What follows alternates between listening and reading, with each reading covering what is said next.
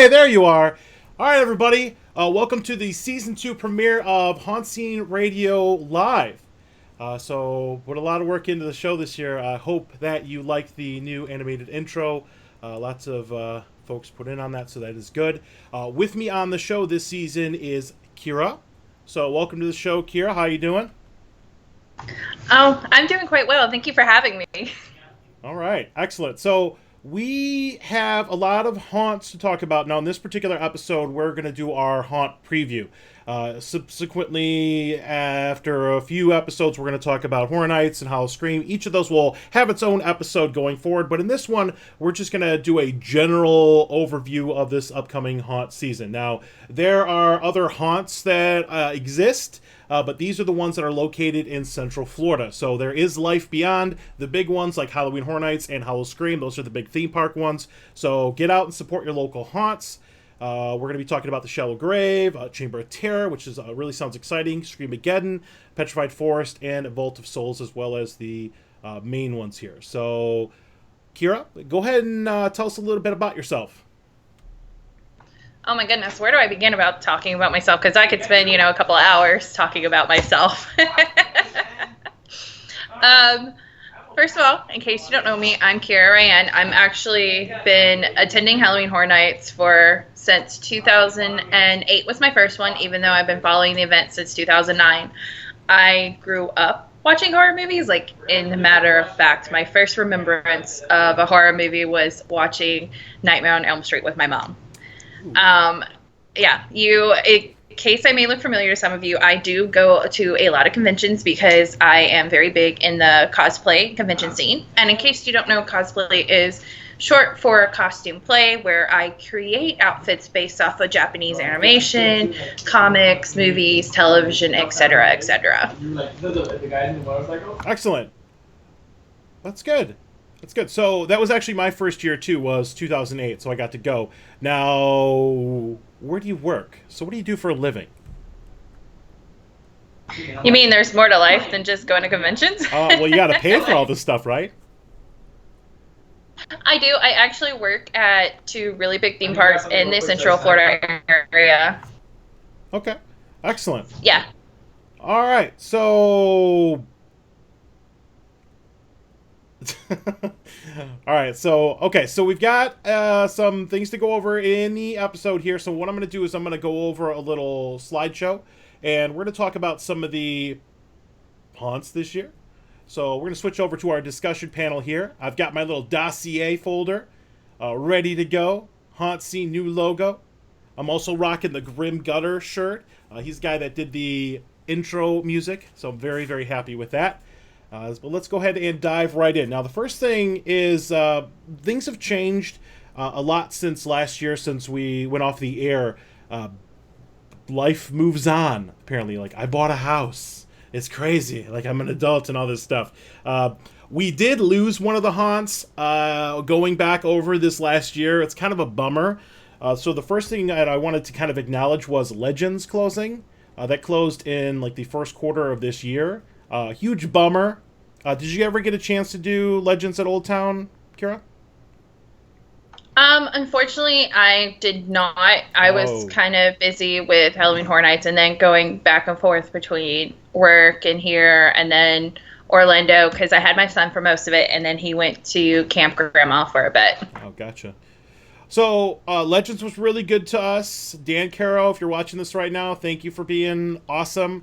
It's a funny story about Legends. I went through it, and it's a great haunt. It used to be open year-round, which was one of the main selling points of the haunt. Really, really cool, until I got interested in doing the haunt tour. They actually do a real-life haunt, not like the fake haunt, like what the stuff we talk about in the show, but around the Old Town area, they have a ghost tour that he used to host, and he would walk us through the different locations at Old Town and show us the things that have happened there, like real life, like haunt stuff, which I'm not 100% into. And I made the mistake once. He was actually giving us like a little backstage tour at Legends. I made the mistake. I was like, hey, so has anything ever crazy happened in here? And he proceeded to start to telling me stories about the actual haunt being like haunted for real. And the moment he did that, like this like light bulb went off in me, and all of a sudden I was like really sensitive to it, and scared the crap out of me. So I miss the haunt itself, but doing it with the haunt tour, the actual ghost tour, I think scarred me a little bit. Like, so I don't know if it just kind of like turned a light on in my brain or whatever, but yeah, it did not feel safe at that point. So, but we're going to talk about nice, safe, relatively safe haunts in Central Florida. So I did want to say a final goodbye to Legends. You will be missed horribly. If you didn't get a chance to do Legends previously from 2013 to early 2016, unfortunately you missed out. But we will miss you. So, I'm a little sad because I wanted to go, and I actually go to Spooky Empire, and they would kind of showcase what they could do, and I was like, one day I'm going to go. One day I'm going to go. And then, sadly, I never did. They were like the nicest people. They were great people. And I will admit, going through and setting up the show over the last few weeks, the people I've talked to, the people I've met, haunt people are like the best people. They're really supportive of each other. They're, they're really, really nice, really personable. Answer questions when I have them. So thank you guys. I'll give a couple acknowledgments a little bit later on. But moving on, and we are okay, too soon for that. All right, so we're moving on to the next one here. So goodbye, Legends. We will miss you. This is going to be the haunt schedule coming up for this season. Last season, out of the 45 days of the haunt season, I was out about 30 of them. I also have a very ambitious schedule this year. So here's my loose schedule. And it is looking pretty chock full. So here's the loose schedule as far as the episode lineup goes, what we'll be talking about. Now, we'll give plenty of notice ahead of time before we air an episode. It will always be at 8 o'clock on Tuesdays unless some unforeseen circumstances come up. Next week, we're doing our full Halloween Horror Nights preview, so we'll just be focusing on that. We'll kind of go from there. Which I can't wait for. I know, right? It's going to be such a really, really good year, so that's going to be really neat. And then the episode after that, we're going to actually give our first impressions of the event because it does open a week from Friday. Well, a week from Wednesday for some of us. Hey, now. But, yeah. All right, so this is the schedule here. So it is to be determined on some of these dates towards the end of October. I'm not 100% sure. There are some haunts that I'm kind of on the fence about, but hopefully we'll be able to go out and do some of this stuff here. What's really neat is the Scream-A-Geddon actually invited me out to do a media event on the 6th, so that's pretty cool. It's like my first media event, so that's pretty neat that I got invited out for that. So I'll have some information about that when we get there. All right, so here we go. I put this in like a dossier format. I made these like little images just to kind of give some general facts about the different haunts. So we'll kind of cycle through these. Some of them have a lot of information. Some of them are a little not as much because you probably need to do a little bit of research. There are some really good websites out there that talk about the stories of the more local, the more independent haunts, and I would highly recommend to read all that. But let's go ahead and talk about the big boy, which is going to be like the best Halloween theme park in this area, and I live in the Polk County area, Orlando area, is Halloween Horror Nights 26. And how do you feel about that, Kira? Well, first of all, Halloween Horror Nights has been one of my favorite events. I'm slightly obsessed with it. In fact, when I was in college, semi-small University of North Alabama, I did a psychology paper based on the director and the fact of how his obsession overtook his life. So I'm really looking forward to it. And the fact that Chance is now officially an icon and it's her time to shine, I'm really, can we tell I'm really excited for it. I am also excited. She was the highlight of last year for me. And when they announced that she was going to be the icon or the main focus of the event, like the person you're going to see on hopefully all the billboards and all the marketing materials, we'll see.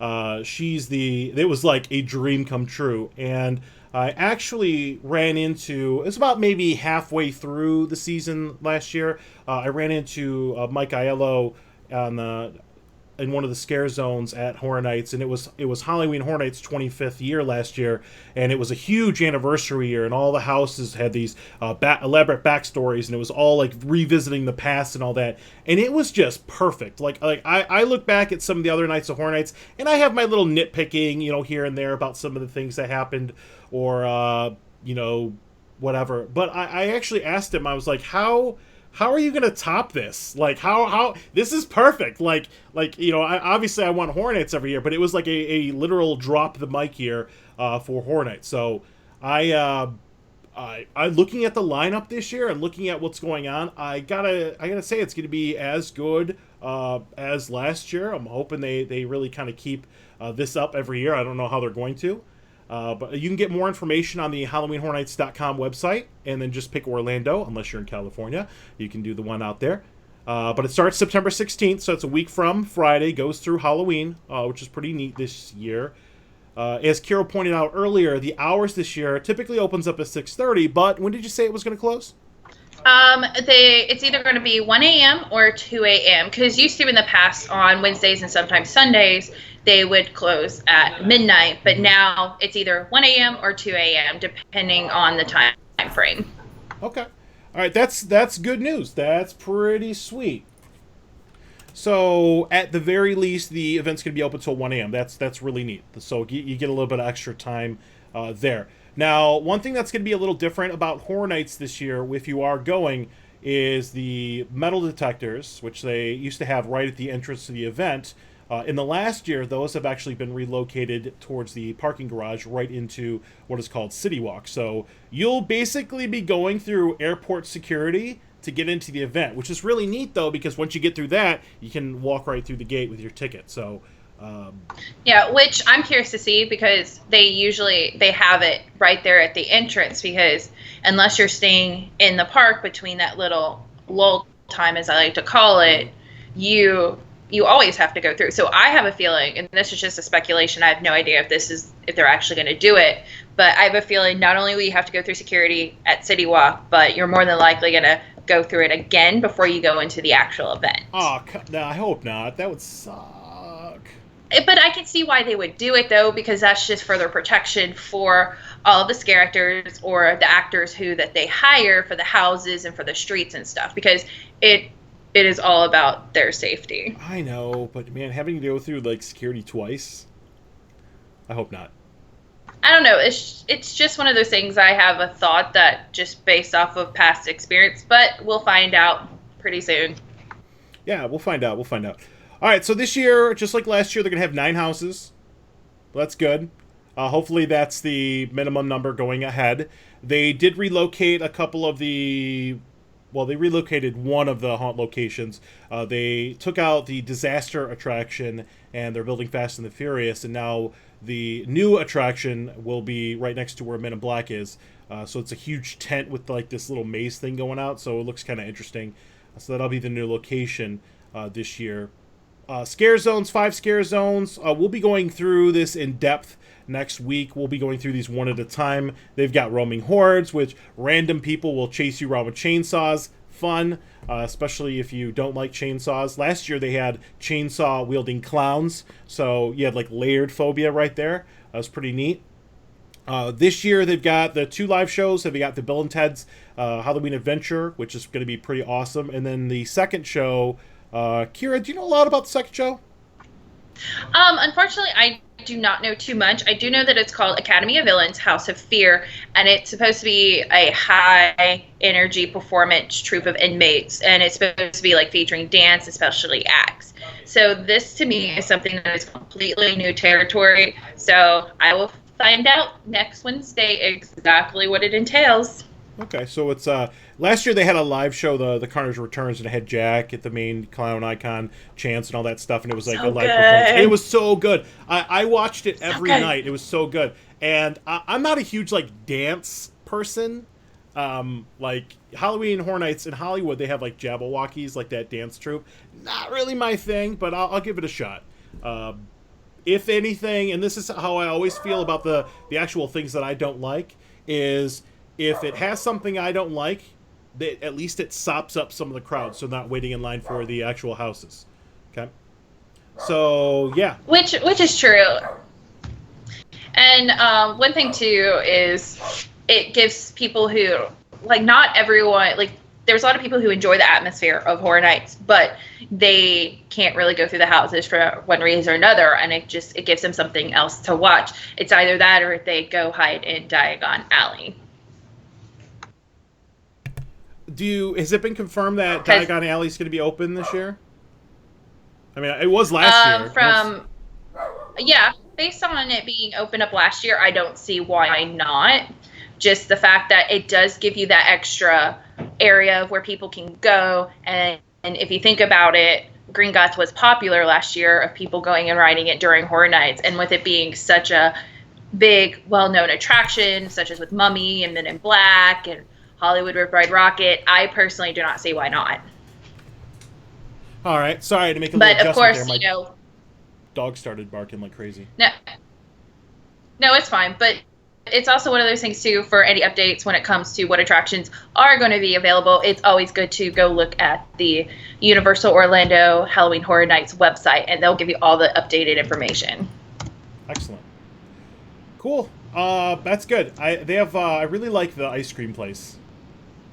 Oh, Florida Fortescue's, yes, they have really good ice cream. It's amazing. Ice cream and really Horror Nights goes together really, really well. So as far as tickets go, this is what's going to hurt a little bit, is they did have a increase on the ticket prices this year. My particular ticket, the one that I get, which is called the Frequent Fear Pass Plus, so it has all of the Wednesday, Thursday, Fridays, and Sundays that the event's open, and it also includes the first Saturday. It's got 20-something nights on there. That had a pretty significant price increase. Last year was about $300, and it has Express as well, which means I get to skip the normal line and go into the Fast Pass line, if you want to call it that. That went up like $100. It was pretty rough, but I had to. I have that pass. I've gotten it every year. I can't really go back from that, so I hope that this is the last price hike in a while because it kind of hurt. So HalloweenHorrorNights.com has all the information when you go there. They have various tickets depending on whether you're a Florida resident, whether you're coming in from out of town, if you have a Coke can or something like that. They got all kinds of stuff that you can use to get a discount on the event. But you're looking at what's a basic ticket? Is it like $70-something? I haven't looked. I think you're muted.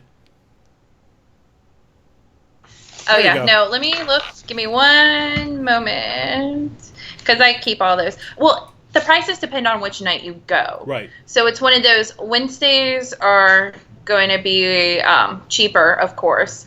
And then followed by Sundays and Thursdays. And then naturally Fridays and Saturdays. Okay. What they call the peak nights when there are more people there. Yeah, because naturally when you have individuals who don't have school the next day, it's going to be a little bit higher. Right.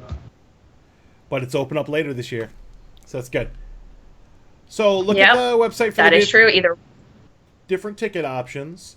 They have Express, which is an add-on, a separate price. You can go in and get Express access, and not only is it good for the houses, it's also good for the attractions. So if you wanted to ever go in and ride, the Diagon Alley, the Escape from Gringotts, Rip Ride Rocket, or whatever else is open, Transformers, you would be able to go through the Express line there. So it's, it's pricey, but if you're only doing the event once in the month and a half that it's available, I would probably highly recommend the Express Pass, so you can do everything. Because that's really the whole point of doing Horror Nights, is to make sure you can do everything.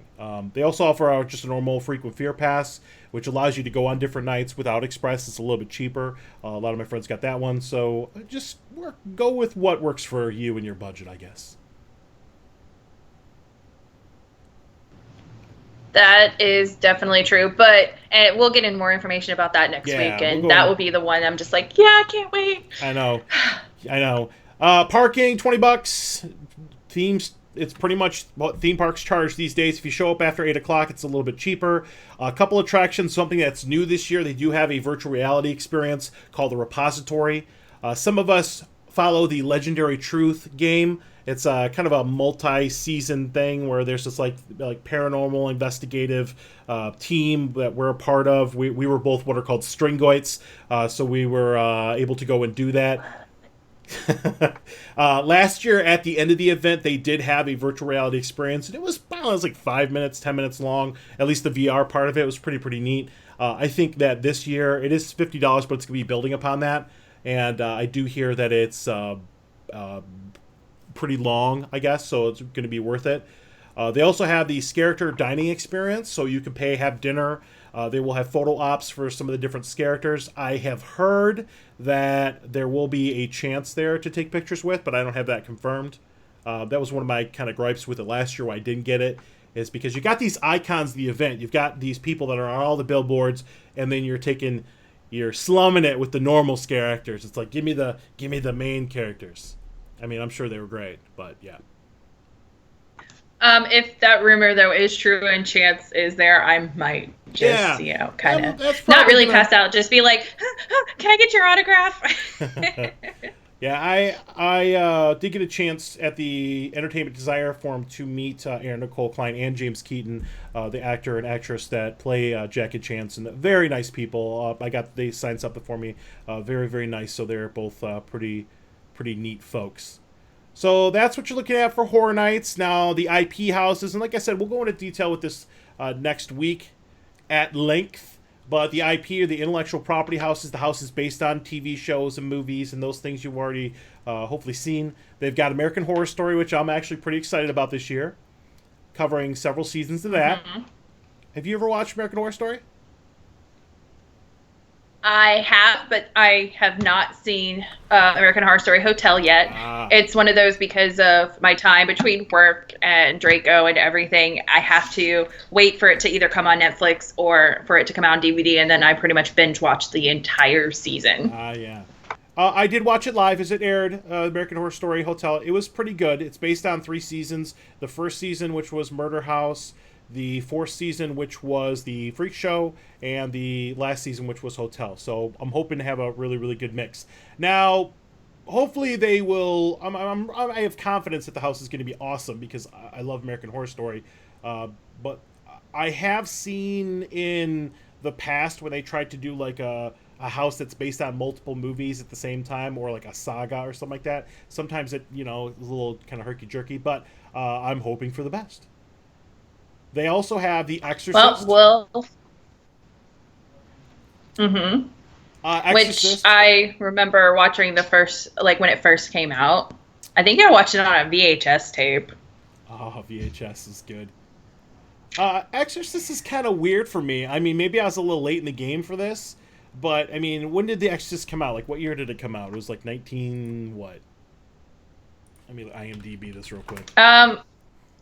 Yeah, because I believe it was before I was born, because it was already out on VHS tape when I saw it. 1973. Okay. So, in 1973 standards, it's one of the scariest movies ever made. Like, it's redonkulously scary. In 2016, it's all right. I mean, I didn't see it up until, I don't know, maybe like I was like in my 20s or something like that. It was okay. I have a soft spot for The Exorcist 3 just because Brad Dourif in it, the guy that is the voice of Chucky. But it was it's neat. I really like if I would have remembered to, maybe I can get this for next week. They put up a picture of the facade and the actual house. Like, if you look on the movie or the poster for The Exorcist, the house that the guy's in front of, they're building that facade, and that's going to be so cool. So I'm really hoping that that's on the behind-the-scenes tour that I'm going to be going on. I just can't wait to see everything. Yeah. And I'm actually looking forward to the Texas Chainsaw Massacre. Yes. Like, that one I can't wait for. And the fact that you have Halloween again. Because when they did Halloween the first time around, I lost count how many times I went through that house. I love that house.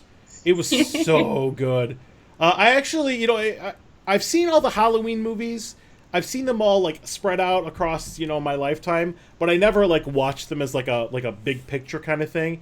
Just probably about a month or two ago, I actually sat and watched them all, even the weird third one that kind of belongs but doesn't. I watched them all, and it's weird how the series takes these different themes. But the second one is a direct continuation of the first one. So I'm hoping they have like hot tub kill, nurse and hot tub. So we'll find see. out soon. Another one that I'm really looking forward to this year, as far as Horror Nights goes, is Krampus, based on the movie that came out last year. Evil Santa Claus, so that's good. Evil Saint Nicholas, that's going to be pretty neat. And then The Walking Dead. Yeah, Walking Dead. Hey. Now, Walking Dead is a huge. I say this every time we talk about The Walking Dead. Walking Dead is made for. It's not made for us like hardcore fans because we've seen it for 5 years in a row. I don't mind the houses. I mean, it's not like they're bad houses. They're just houses with zombies in them. It's just kind of like a little. You see the same thing like every year, but. When you go to the event, the line for The Walking Dead is like always like out the door. Like that's what people go to see, like your normal, Horror Night goers. So I don't mind that's back. It's also one of those things too that it's made for those who are a fan of the series. Like when I went up to Atlanta, I actually did some of the Walking Dead tours, and just to see. Like, so not only have I got a chance to see it on the show, I got to see it in person and then see how it translates into a house. So those of us who go every year, we're like, yay, Walking Dead. But for those who are like huge fans of The Walking Dead, and this is their only time being able to come to Horror Nights, they're like, yes, Walking Dead, I can actually, this is my chance to really visit all that. Because not everyone can go up to Atlanta and the surrounding areas to do the tours or go to Sonora, Georgia, where they film like Woodbury and Alexandria, and there's so many things utilized there. Yeah, there are huge Walking Dead fans. I mean, I've watched every episode of the show. I'm all caught up. I was a little disappointed with the way the last season ended, but no spoilers. No spoilers. I wonder if they'll. I doubt it. I hope that they have some sort of nod to that in the house. Be kind of neat, like have with the bat Lucille. It'd be kind of neat. I know that Halloween, or not Halloween, but Universal Studios Hollywood opened up their Walking Dead attraction over this last year. So I think they're done with The Walking Dead as far as houses go. Maybe if we get that attraction, we will be done with The Walking Dead as far as a house goes. Who knows? That's one of the things only time will tell. But I am very curious to see if I ever get a chance to go out to Universal Hollywood again. I would love to see that attraction. Yeah, it's been a goal of mine. It's one of those things where I do want to make a West Coast trip just to check out their Horror Nights, and while I'm there, like do Disneyland and all that stuff. But maybe at some point we'll get it here on the East Coast, and that might delay my trip out there. Because if maybe we got rid of Terminator or something like that, there would be plenty of room for that attraction. It would fit right there, I'm sure. So, hey, I actually really enjoy the Terminator show. I do too. It's a little long in the tooth. Just like Twister was. I mean, we have a soft spot for these things because we frequent the park. But yeah. Okay, so 3 original houses. Just like Jaws. Oh, that's the one that I miss. I miss Jaws. Like they have like one. Anyways, we're getting off track. No, they have the one restroom that's by Diagon Alley, and it's like the last standing thing from Amity. It's like, man, I miss you, Jaws. All right, so 3 original houses, Tomb of the Ancients. Chance has a house called Lunatic's Playground 3D. Ghost Town. We'll be going over these next week. We'll talk about the scare zones. So enough with Horror Nights, because we're going to be talking about this for an hour next week, although I'm sure we could talk about it every week, all week long. But we're going to move on to the next thing. So over a little bit west of here, we have Howl-O-Scream. Now, I've been going to Howl-O-Scream for 3 years now, maybe 4. And this year is their Evil Encore year. And they have 2 new houses, which is pretty neat. Have you ever been to Howl-O-Scream? Did we talk about this?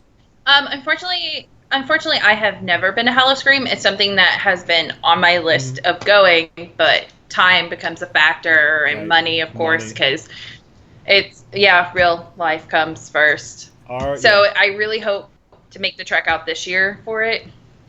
It's pretty neat. I'm going on the preview weekend, even though I told myself I wouldn't last year, but the tickets are a pretty good deal. I made a mistake last year and ended up wrong place, and it was just kind of a hassle, and it rained.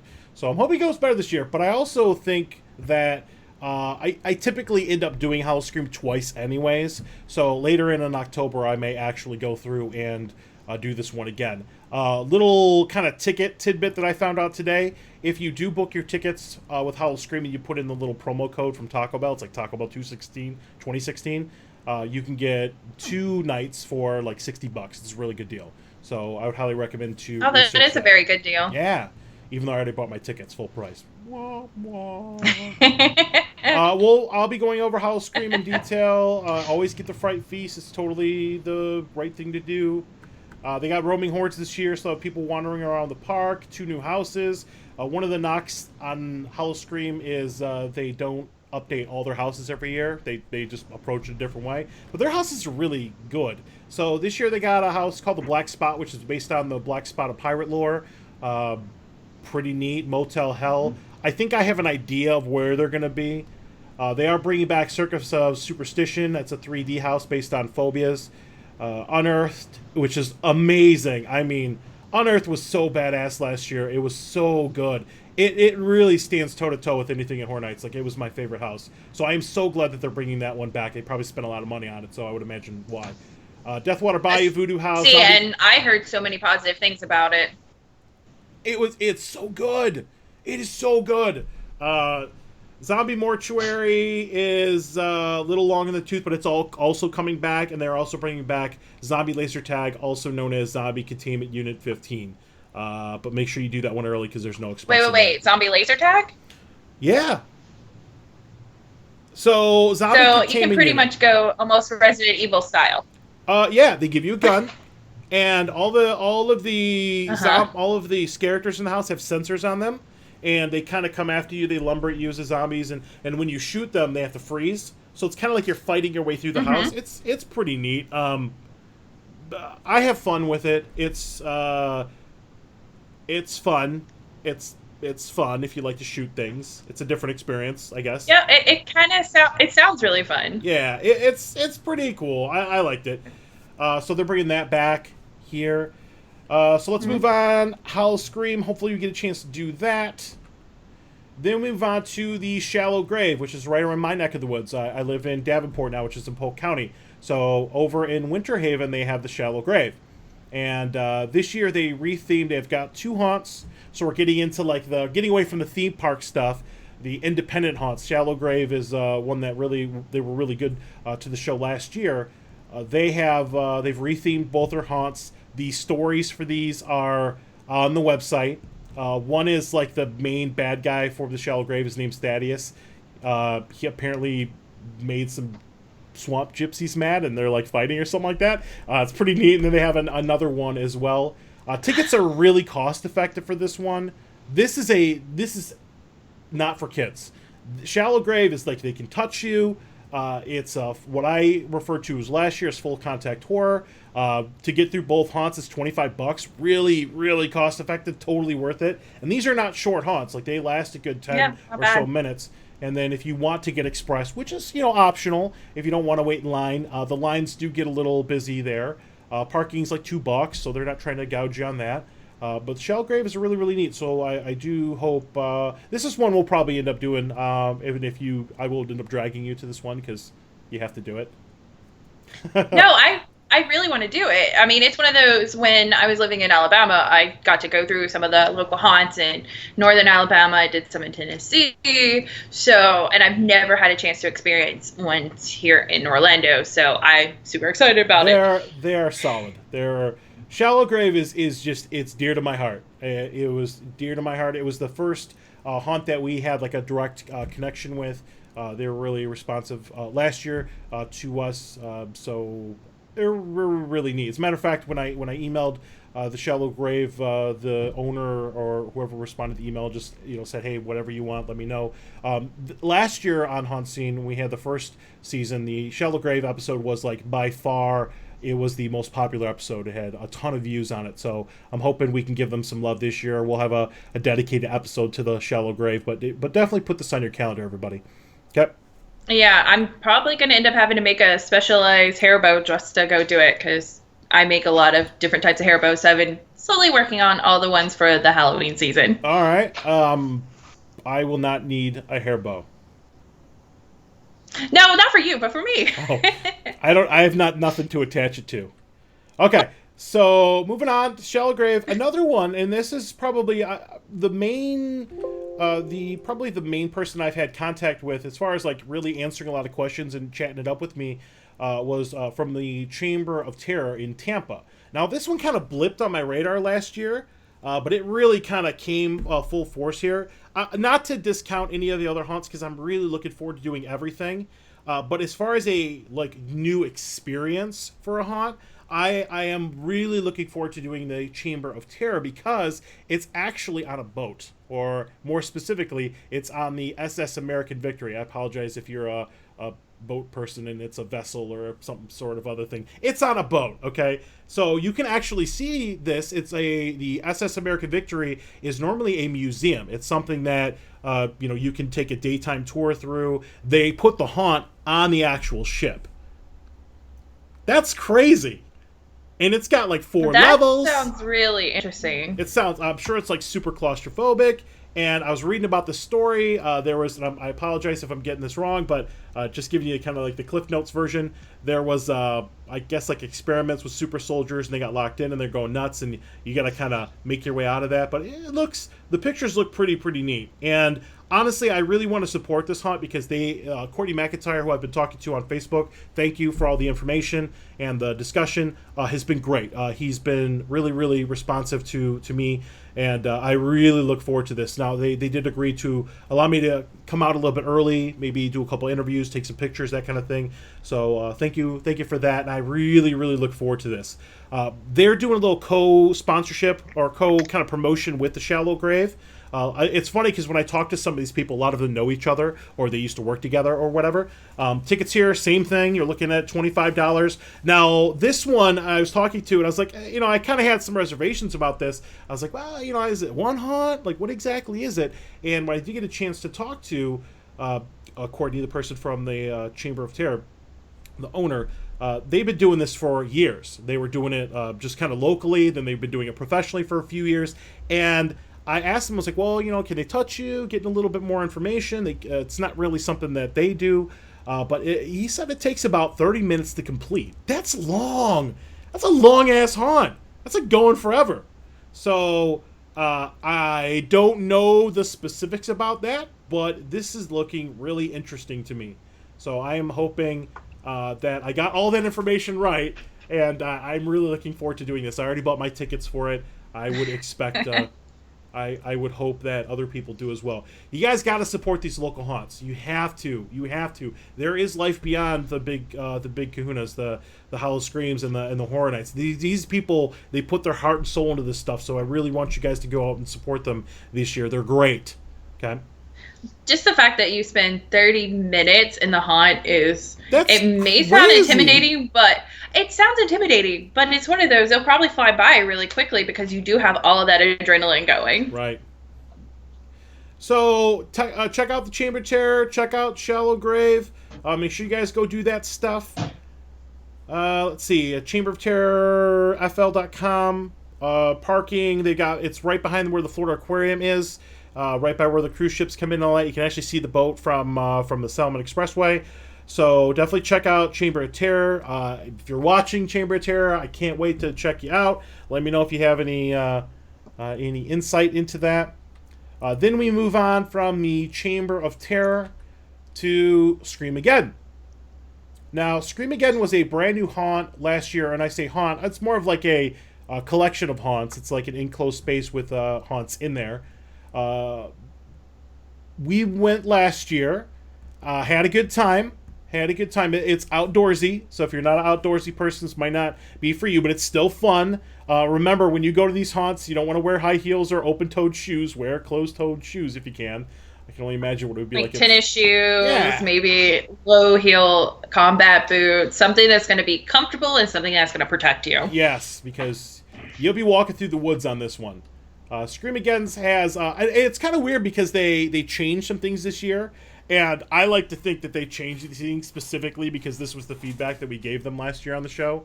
One of the haunts they had last year was called Pandemic, and it was their interactive thing.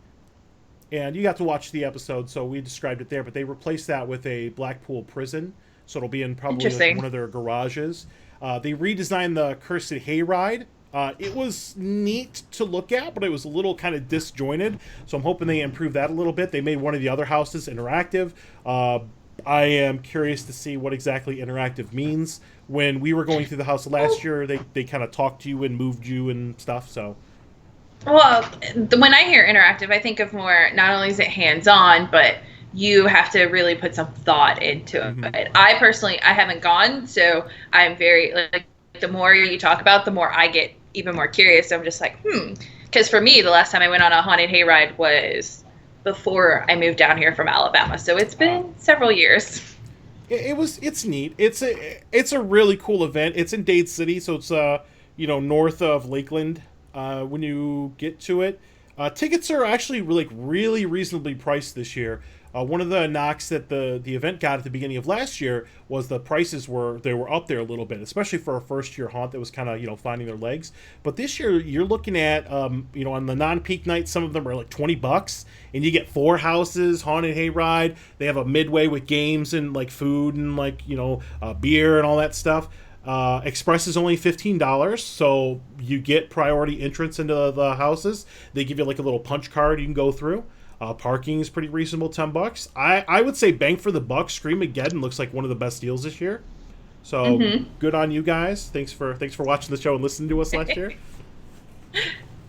Yeah, no, it definitely sounds really interesting. So I'm kind of looking forward to not only finding more information through their website, but also seeing the pictures and see what it has in store. Right. Well, they did invite me out for the mini event on the 6th of October, so the first week of October. So if I have any information, I'll bring it back, or maybe we can see if we can get you in or something like that. So it's neat. I had fun. It's a little bit of a hike, but it's totally worth it. And they have kumquat products out there, so get some kumquat pie. Kumquat pie. I've never even heard of that before. It's like a citrusy kind of pie. It's good. Okay. Yeah. So houses here, Deadwoods. You're walking around in the dark, scene to scene to scene to scene. Scared the absolute S out of me last year, so that's back. That's good. Bedlam 3D. 3D is kind of hit or miss.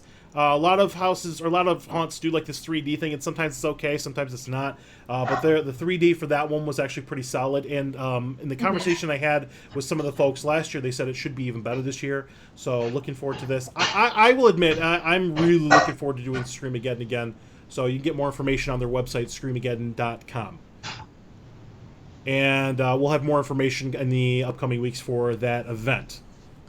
All right, what else we got on here? Now, another one is going to be a Petrified Forest. Petrified Forest. Oh, those sound fascinating. A Petrified Forest? Oh, yeah. If it's anything like what I'm picturing in my head from my past experience. Okay. Do you want to elaborate on that? Well, growing up in Alabama, it was one of those, our haunt scene was very small, so for our Petrified Forest, I actually went up to Tennessee, and unfortunately, I do not think they exist.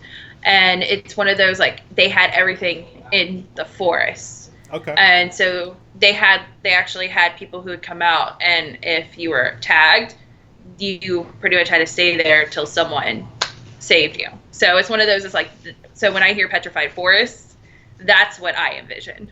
Interesting. Okay. All right, so I was able to do this one last year. From an ops perspective, it seemed a little like chaotic. But being that I'm like the better part of a year removed from it, I was looking at the website and I realized that Petrified Haunt, it's not targeting the same demographic as like the Shallow Grave or the Chamber of Terror or anything like that. Like it's not like this hardcore, like bring a diaper kind of haunt. They have like family stuff. They've got special needs nights. They have all these events. They've got live music. Tickets are pretty reasonable. Like it's more of the demographic just isn't. I think I was in the wrong mindset when I went there last year. But being that I've had a little bit of time to reflect on it, I actually did like the haunt. It was fun. We were in a little bit of a hurry last year because we were trying to make it to Legends last year. But I liked it. So it's in Altamont Springs. I know on the animated haunt map it said Altamont, but I couldn't fit Altamont Springs in the box I wanted to use. So sorry. But it's pretty neat. I would highly recommend it. Bring cash. You know that you got to bring cash to all these haunts. So that's something I'll probably end up doing towards the middle or end of October. It's neat. I liked it. They're retheming this for Scary Tales, some kind of thing. Usually it has like 2 trails or 2 haunts. So we'll see, but they'll have more information on the website. So can't wait to check that out again.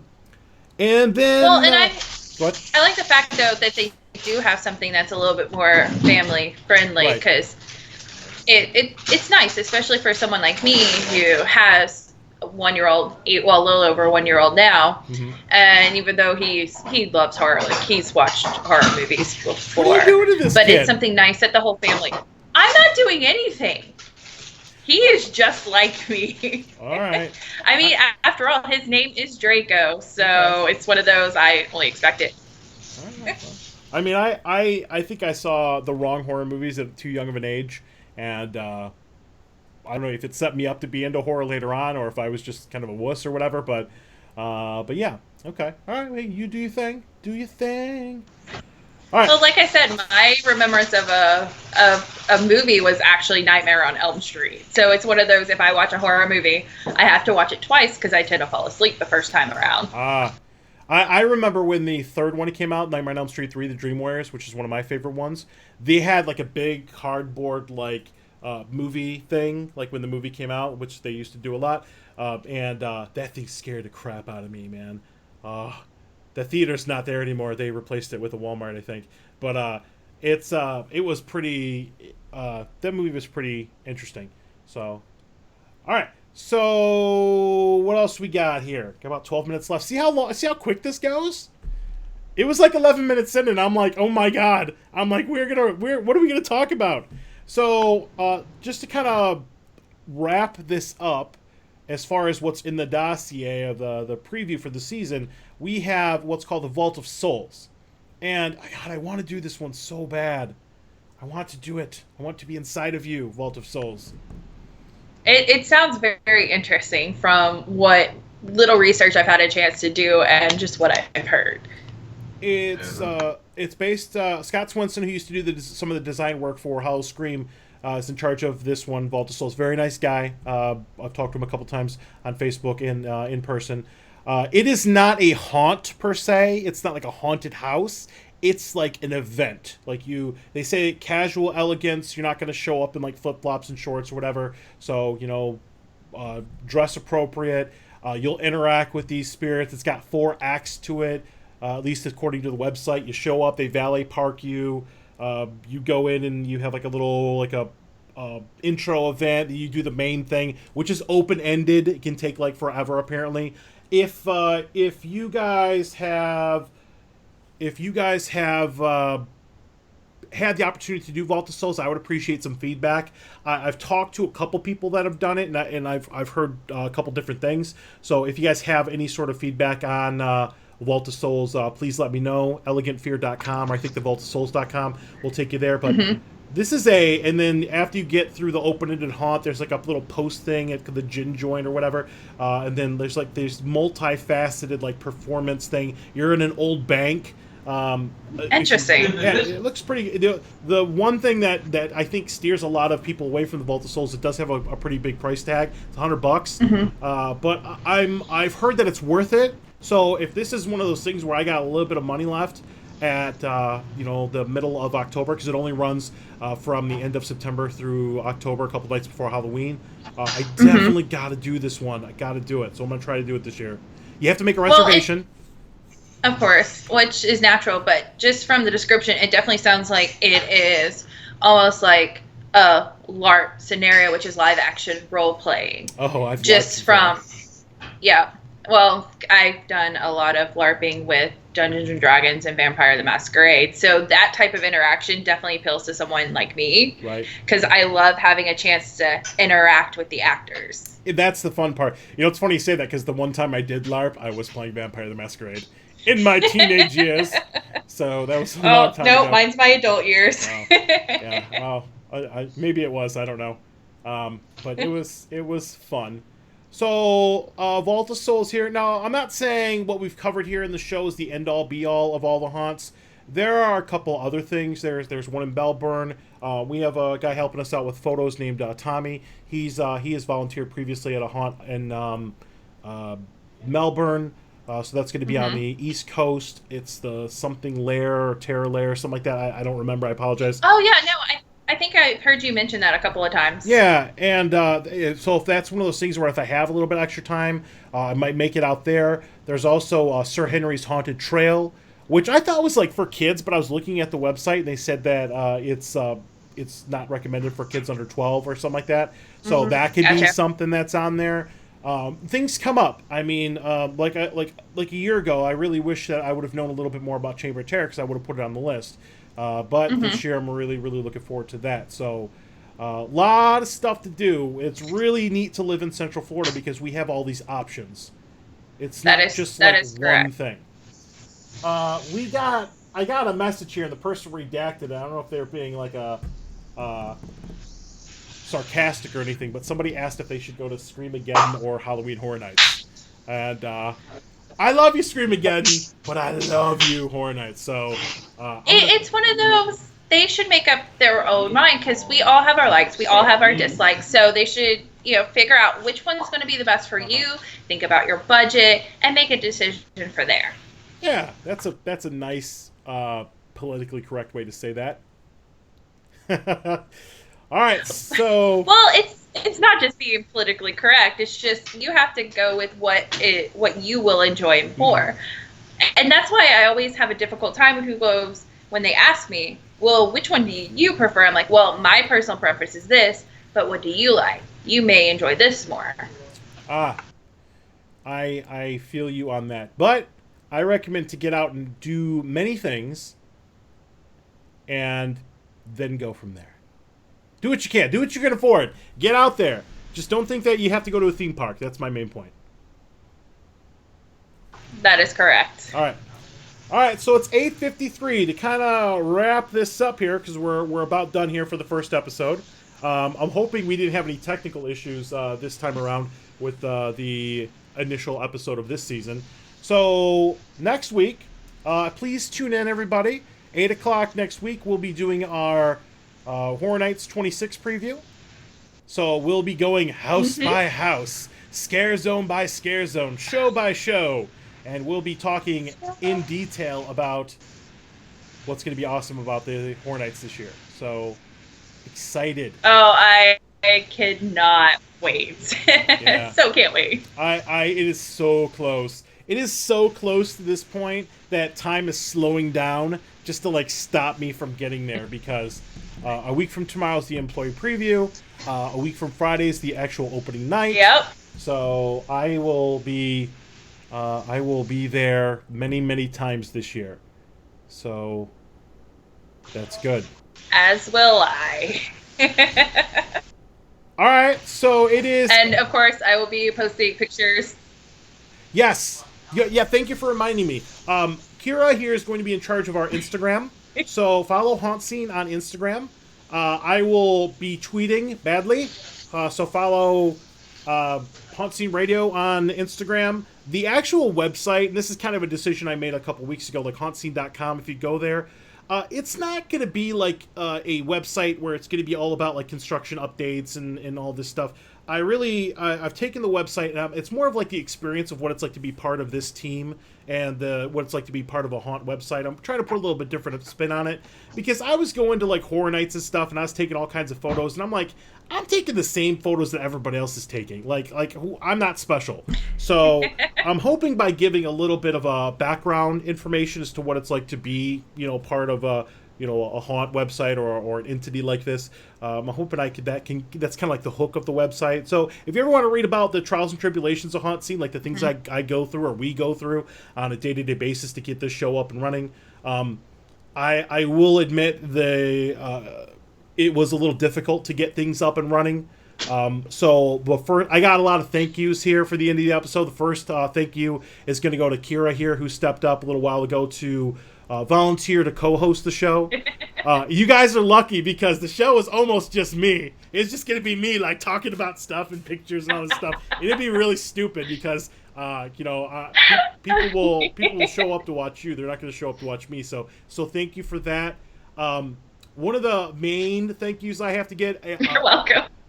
Eric Dodson, if you're watching, he's one of the people that I think saved the show because in the change in format of the show, there was a moment in time where I was just like, I don't think I could do this by myself because it's a lot of work. Like all the stuff that you guys seen on the episode, the intro, the slideshow, the formatting, getting the camera, getting the sound working, all that stuff. That's a lot. It does take a little bit of effort. Okay, and I'm just trying to make it interesting and engaging for everybody.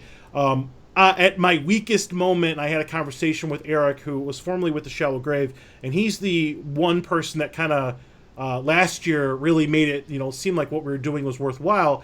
He convinced me to do the show this year. So, Eric, if you're watching, thank you. I've had a really good time in this episode.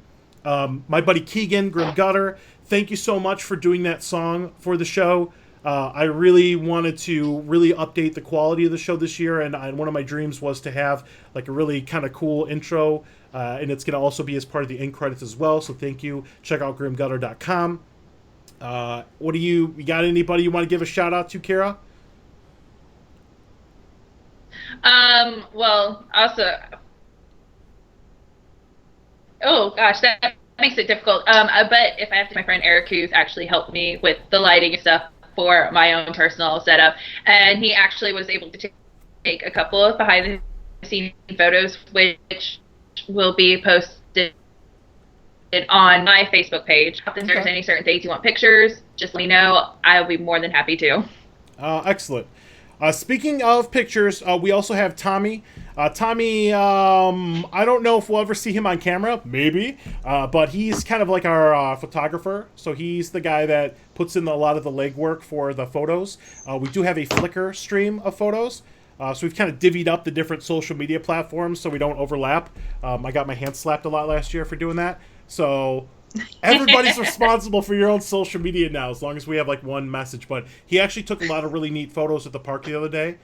So thank you for that, Tommy. Wherever you are, buddy. I'm hoping we can meet up at Horror Nights because we have the same pass and everything. That's good. So it's 8:58. Yeah, I will be waiting for you in the regular line or at the end because unfortunately I do not get express. We'll figure something out.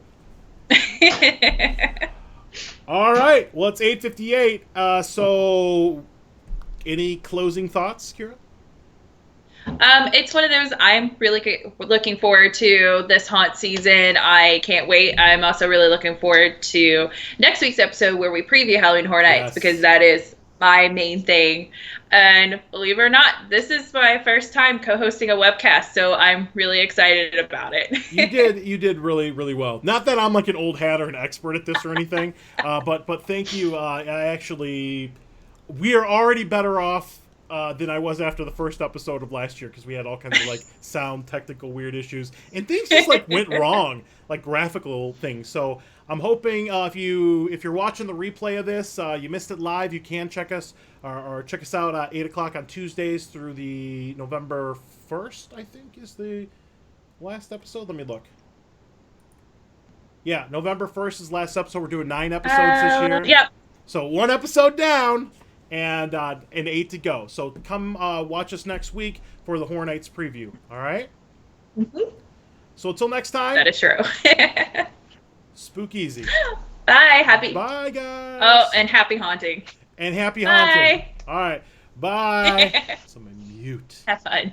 All right.